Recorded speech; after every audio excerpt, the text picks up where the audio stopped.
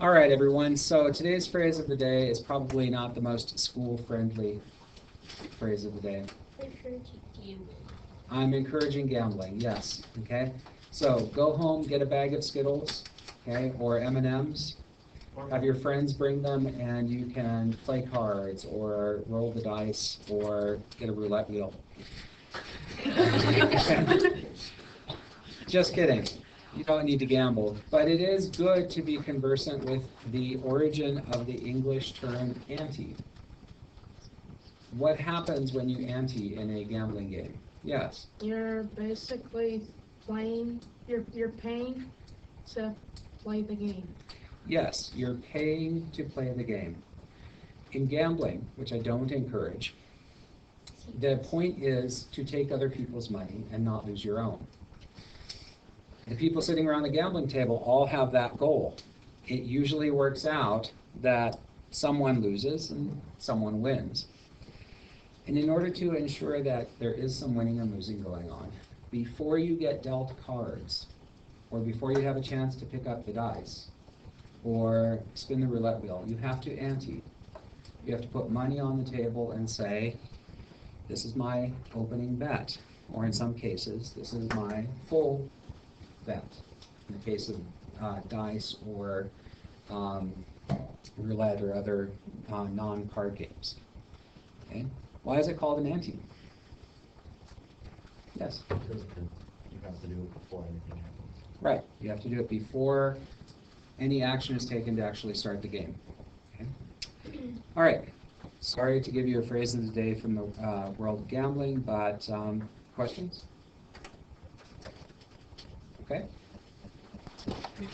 So we're going to pick up again with the discussion, and I am recording now, so watch what you say. And I should follow that advice too.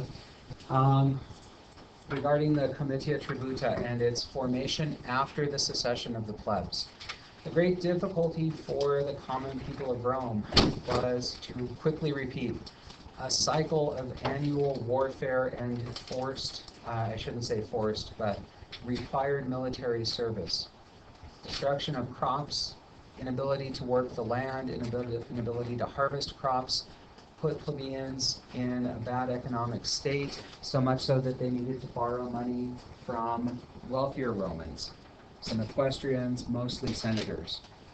Those equestrians and senators were, to remind you guys, what's the vertical set of alliances within Roman societies called? The patron-client relationship? Yeah, remember that? That operates all throughout Rome's history. Okay. That is going to be tested at this point because some senators are wanting their money back and a number of plebeians can't pay. Do you know that at this point in Roman history, if you were found guilty of not paying your debts, you were subject to arrest, and then after arrest and trial, what are the two punishments that were available to your debtor and to the court that convicted you? Death. Death is one. Second? Being sold into slavery. Being sold into slavery, which is a form of banishment, yes, but it's a form of banishment that brings some money into the creditor's pocket. The creditor is the guy who lent the money in the first place. And at this time, several plebeians were being arrested, imprisoned, and put on trial, sold into slavery, and in some cases put to death. And you might say, what is the economic benefit of putting a poor plebeian like Charles to death? What's that? You can seize his land. You become the owner of his land. Okay? So you kind of have two options. You can sell a person into slavery and profit that way. You can, if that person is sentenced to death, confiscate their land. And this is not a very good way for an economy to function. If poor people are going so badly into debt that they can't repay it, the richer people are losing money by loaning it, and their only way of getting it back involves tremendous injury to those poorer people. At this time that this was going on, the plebeians kept asking their senators, their patroni, for help, a change in laws. Okay? A change in laws that would prevent execution or enslavement for debt. The senators refused to act. And so, in 494 BC, in the springtime, as Rome was about to be called into military service again, the plebeians gathered and said, enough is enough, we are going to secede. What does it mean to secede? Yes. And break away, start your own city or country. Indeed, to break away and start your own city or country. The Confederate States of America seceded from the Union in the Civil War in America. In Rome, the plebeian class decided to bodily and with as much movable property as they could withdraw from the city of Rome to go to the sacred mountain, what was called the Mons Sacer. It was a religiously important mountain. The Mons Sacer, which is about 5 miles outside the city, and to form an encampment there, and eventually to build a city there. Rome was at a point of paralysis, and the Senate, realizing that they could not survive without the common people of Rome, and the common people fairly confident that they could survive without the rich, were in a pickle. It took the extraordinary step of appointing someone to a position of absolute power in the Republic. We haven't talked too much about the elected and appointed offices of the Republic yet, but what is that position where if you say something, everyone has to obey? Dictator. Yeah, the position of dictator. Okay. Now, if you've got a group, the plebeians, who said, hey, we're not Romans anymore, we're sacred Mountainians, or sacred Mountainers, they don't have to listen to the dictator, but nonetheless the Senate appointed a dictator with the ability to resolve the conflict. His name was Menenius Agrippa. Would you like me to write that?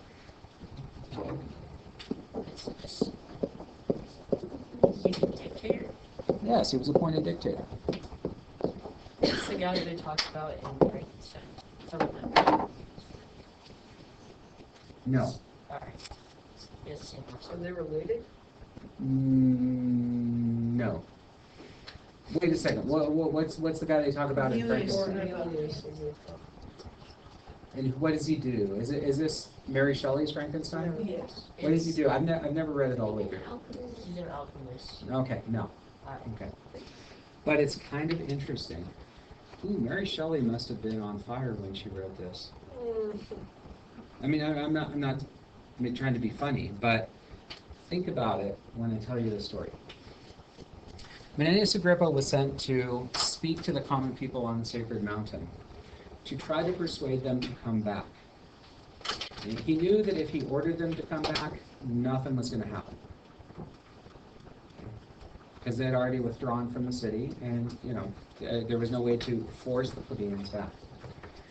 The story that is told about this is in some ways a little bit hard to believe, but put it right up there with the whole chopping down the cherry tree story about George Washington. First off, Menenius Agrippa arrives at the camp, and he finds that the plebeians have decided to organize themselves by their former neighborhoods in and around the city of Rome. Those former neighborhoods are 10 in number, and each of those former neighborhoods is called a tribe or tribus. Each of those tribes has elected a representative to speak in a council. Okay. And it's to this council of 10 men that Menenius Agrippa speaks and tells the common people of Rome, who are listening as well, a fable.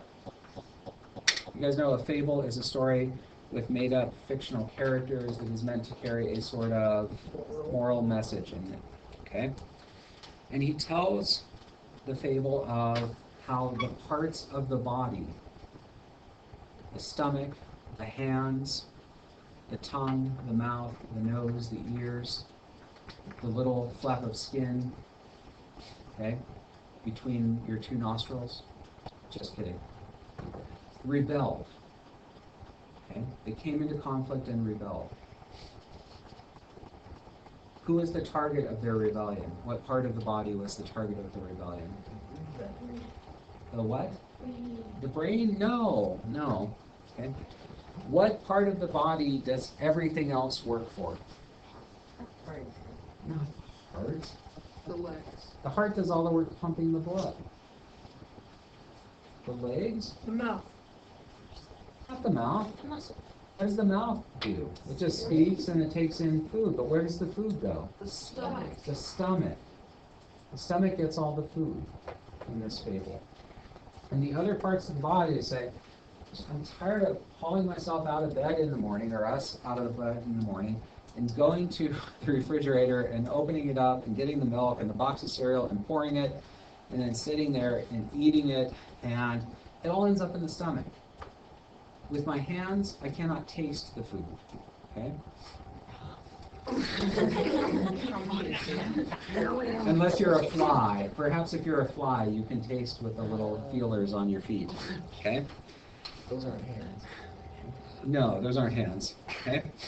The legs are saying, I'm tired of walking to the store to buy a new thing of milk. Okay, I'm turning this into a modern fable, which is not nearly so interesting as the ancient fable that Menenius Agrippa told, about the other parts of the body rebelling against the stomach.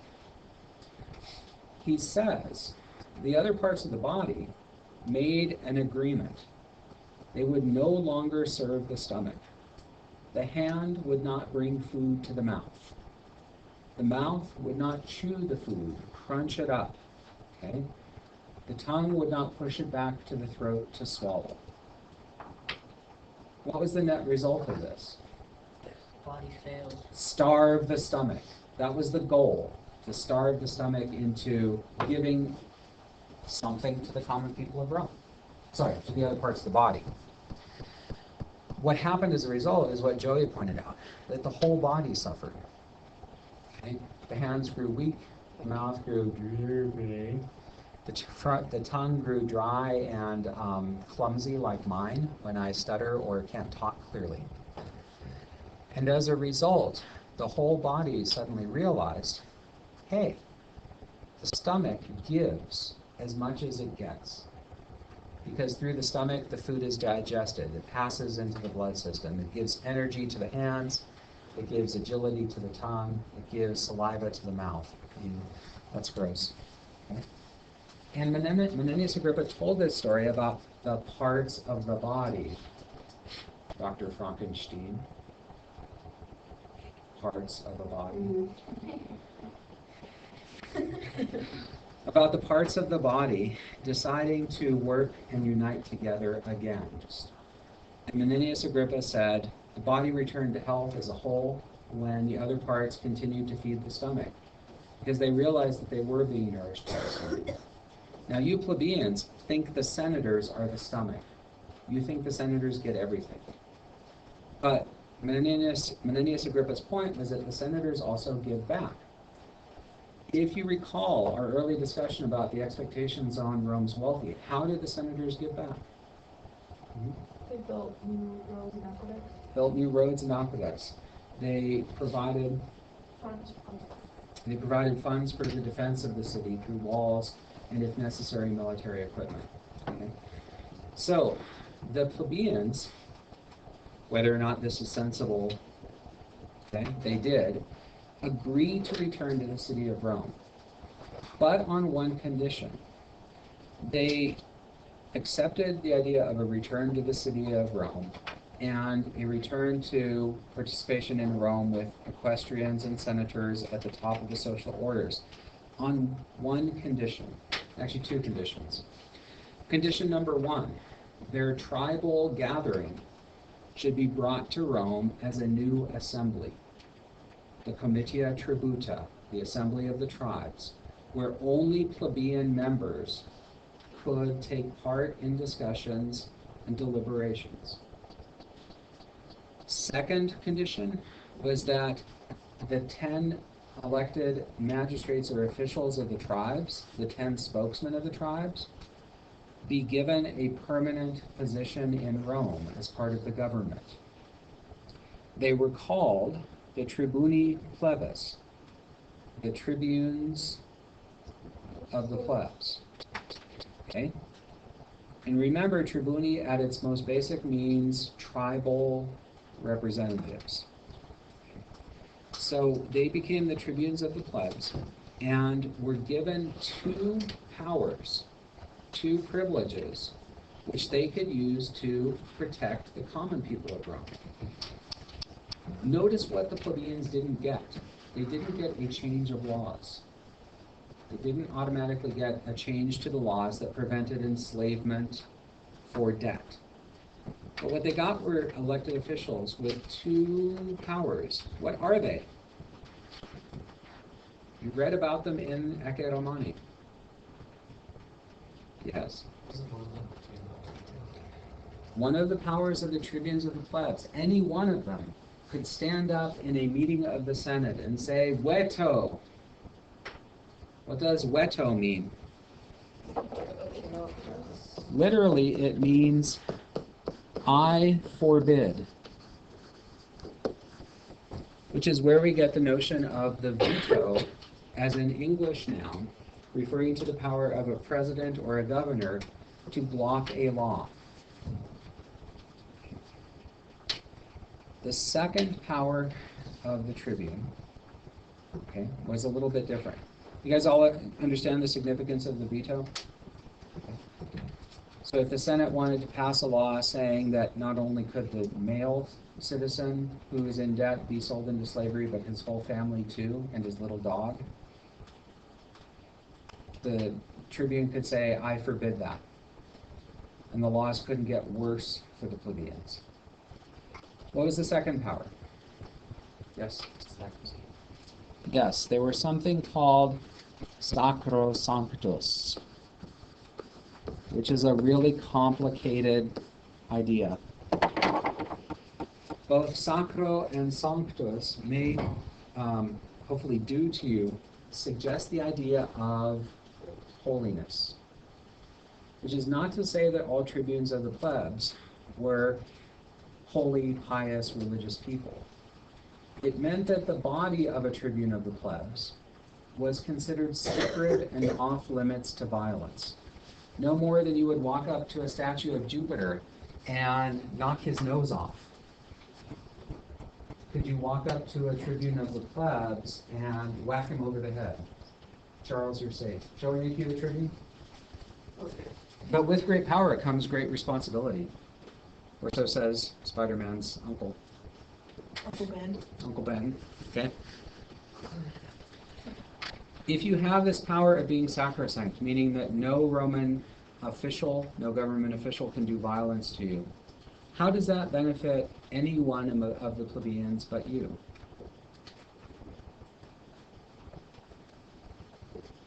Yes? Otherwise, they might be afraid to veto something. If Okay, I can see that. That means that a tribune would have protection if his veto makes the senators angry. Okay. But how, in the current practices of Rome, under the current laws of Rome, would Charles being sacrosanct prevent me from harming other plebeians? How would it benefit other plebeians? Something like your protector and the Roman people coming and like stand in front of the room and stab you. Well, let's leave the stabbing out of it. But let us say I want to arrest Ryan because he's deeply in debt and he hasn't paid in a long time, and I've gone through the court proceedings. He's been found guilty, and I want to, well, actually, he hasn't been found guilty. I want to arrest him and take him to trial. As I, an elected consul, one of the top magistrates of Rome, am coming to arrest him, what can Charles do? He better do it. Yes, exactly. You physically put yourself between the arresting official and the intended arrestee. And I can't push my way past you, okay? I can't knock you over to get to Ryan. And it is not the best protection in the world for Ryan, but it's far better than having none at all, okay? This is the quality of being, in Roman terms, sacrosanct. How are you relating this to dodgeball? I heard someone say dodgeball. Yeah. What if in the dodgeball game, Charles were off limits, that if someone hit him with a dodgeball, okay, the teacher who threw it was automatically out of the game. Charles could just back. Okay? And everybody is gunning naturally for Morrow, because Morrow is so obnoxious and he's the best dodgeball player on the team, and all the teachers want to get him out. All Charles has to do is stand in front of Morrow and provide a shield. Okay? And then everybody realizes, hey, if I hit Charles, it's worth it. Just kidding. Are Okay. you playing the I'm not playing today. I'm doing recycling today. No. I'm helping the earth. Okay. Why? Why? Because I don't really want to play dodgeball today. Okay. All right. So, long and short of it, this might seem to you to be a namby-pamby power, but for Romans, plebeian Romans who were worried about being arrested, or who were fearing political persecution, okay, who were fearing that, well, maybe it's really not Ryan's debt that makes me want to arrest him. It's his outspoken views about things that are really the thing that I want to arrest him for and get him out of the way. Charles can protect it. Yes. So Charles walked away. Could you go grab Ryan? In theory, yes. Okay. But remember, there are 10 tribunes, and Ryan can, make himself scarce.